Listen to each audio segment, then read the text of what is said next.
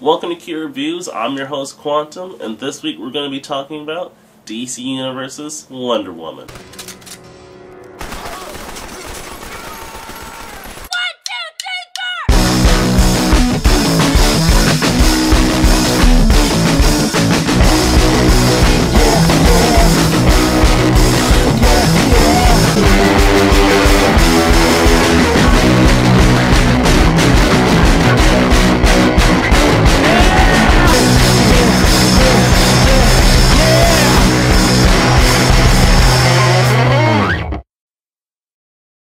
Wonder Woman has a pretty unique standing, not only in DC Comics, but in comics in general.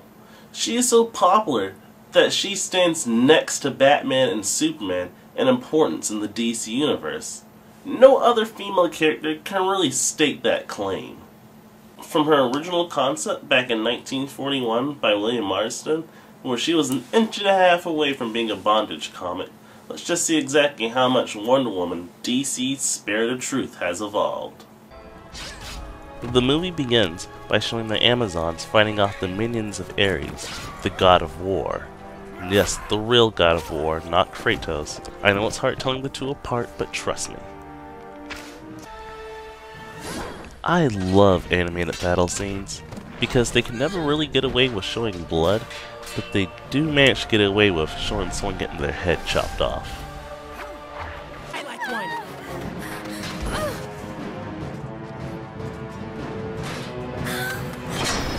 You truly are hopeless, aren't you, little one? Oh, come on! You're gonna kick a guy in the balls? Didn't they teach the Amazons anything about honor? I understand this is do or die, but I mean seriously. Everyone knows low blows are off limits, and this is the crazy part. This happens more than once throughout the movie. Wow. I think I like you.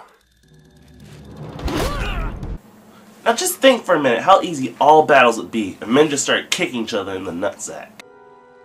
This is Sparta!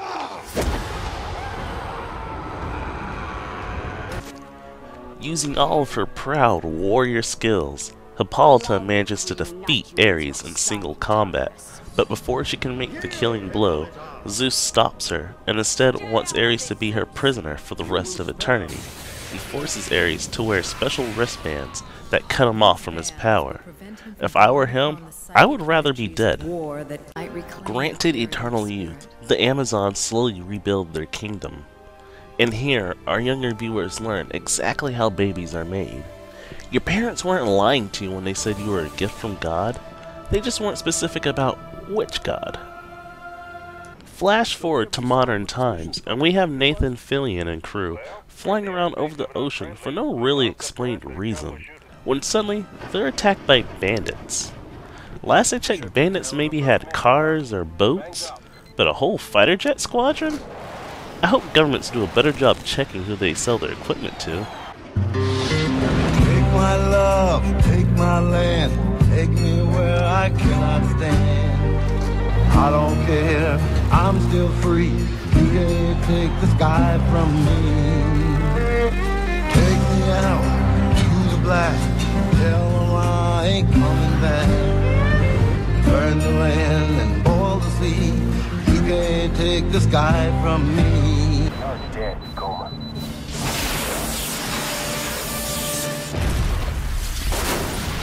After crashing his ship into the Amazon's jungle, Steve and Trevor walks through the jungle until he encounters a hot spring where a group of Amazons are bathing, where he does what any proper man would do. Stand around and ogle the ladies. Oh, man. This is too good to be true. What? If you said you wouldn't, you're a damn liar. Eventually, the pilot is caught and questioned about why he was flying over the island in the first place. Soon, the Amazons realize that he is no real threat, so they hold a contest to determine who will take him back to the mainland. Even though it seems just letting him go and let him find his own way back to maintain the seclusion was out of the question, I guess. Shockingly, Ares uses the competition as an opportunity to enact his escape plan and succeeds.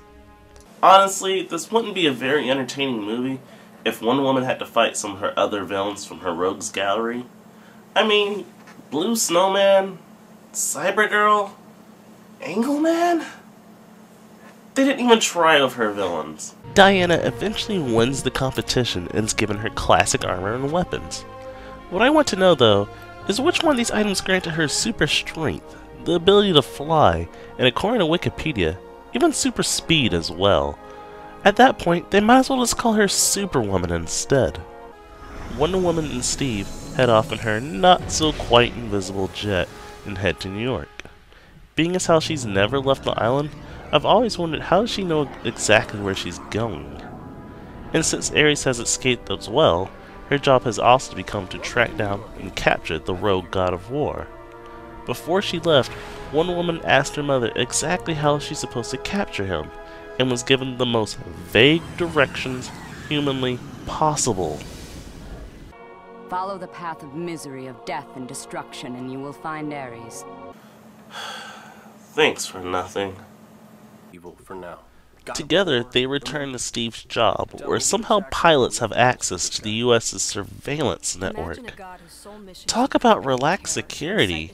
They just walk up to a computer and start punching in random keys that display random crimes from around the world. Because these crimes must have been committed because of Ares' return, they can't just be random. For her first time being off the island, where the most advanced piece of technology was a saddle, Diana's carrying herself pretty well in this new world. Except for her initial amazement where she saw all the bright lights, she's been carrying more of a been there done that attitude the entire time. With nothing else better to do but wait, Steven tries to get Diana drunk and fails miserably. Diana storms out of the bar and into an alley where they're attacked by a group of thugs. Evening, folks.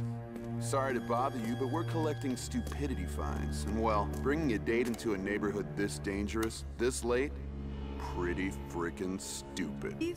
Here, there's a gift certificate to the Blue Crab in there, too.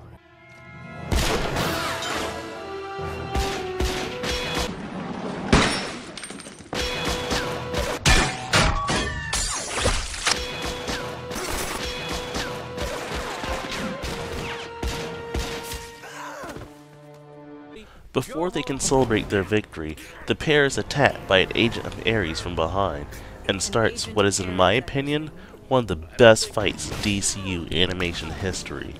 I especially like the fact that, since it's a younger Wonder Woman, she doesn't understand the meaning of property damage yet, so she thrashes the guy off a dumpster, then bashes him into a mall. This fight also emphasizes the point that Wonder Woman is one of the most badass characters in comics. Throughout the course of the fight, Wonder Woman's dress becomes continually torn, and you can see that underneath it is her classic red and blue outfit. So what does she do? She just rips off the rest of the dress and gets right back to work. The whole idea of giving Wonder Woman a secret personality is stupid. She's an Amazon princess. She wears that heritage loudly and she wears it proudly. The thought should not cross her mind. And just giving her one because it's cool is a stupid and horrible ideal. Thoroughly giving the monster a beatdown, Wonder Woman snags him with her lasso of truth and asks him where is Ares. But before he can answer the question, he kills himself to protect his master's location. But stupidly, he leaves a vital clue behind, begging the question on why did he kill himself to begin with. I straight up love this scene with Steve and Wonder Woman. They have to sneak their way to Ares, so they have to get past these guards, so Wonder Woman goes and knocks one out, while Steve straight up goes and snaps the neck of the next guy. There's no need to kill these people, but Steve is just showing off his Solid Snake skills, and Wonder Woman says nothing about it. As long as they can't get back up, it's all the same, right? Right? Wonder Woman and Steve get the drop on Ares by loudly announcing their presence. They proceed to get manhandled by the currently immortal god. They are defeated so thoroughly that Diana is knocked unconscious and forces Steve to save her from certain doom and retreat. Victory in hand, Ares marches into Hades, where he convinces his uncle to remove his bands, returning him to power. Re-energized, Ares leads a full assault against the world. Chief, mate, what do you want to do tonight? Same thing we do every night, Pinky. Try to take over the world. Following a brief stay in the hospital, Wonder Woman and Steve head out to try to stop the coming slaughter. Once again, Steve, showing off how awesome he is, starts the battle off by shooting someone in the back of the head.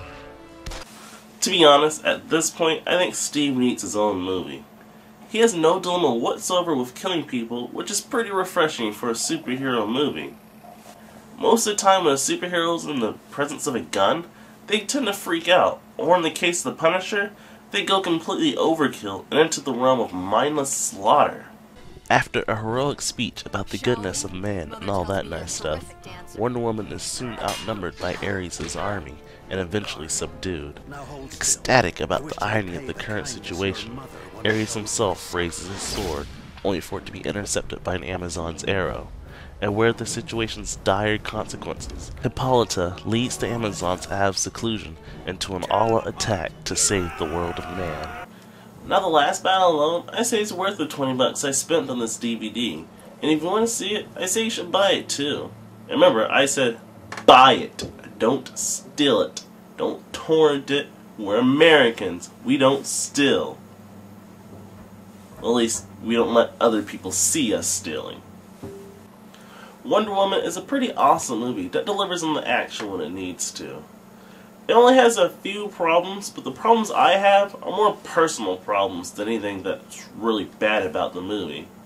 I'm more accustomed to the Justice League universe that was from the Cartoon Network animated series than the comic book series.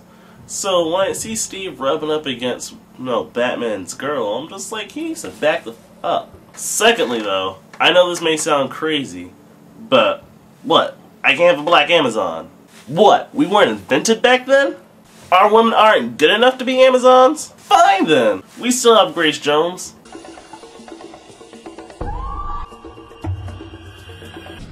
Look at yourself!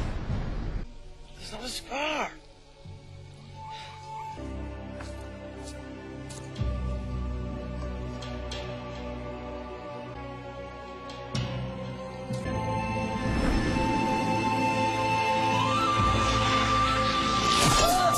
Hey, my name is Quantum, and thank you for watching this week's Key Review.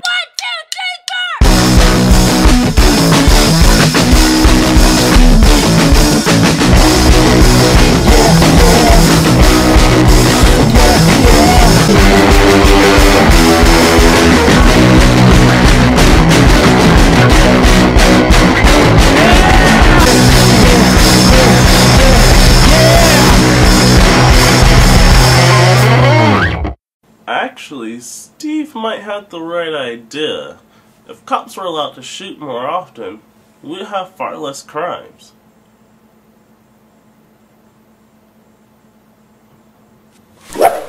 Quantum Defender! Don't steal.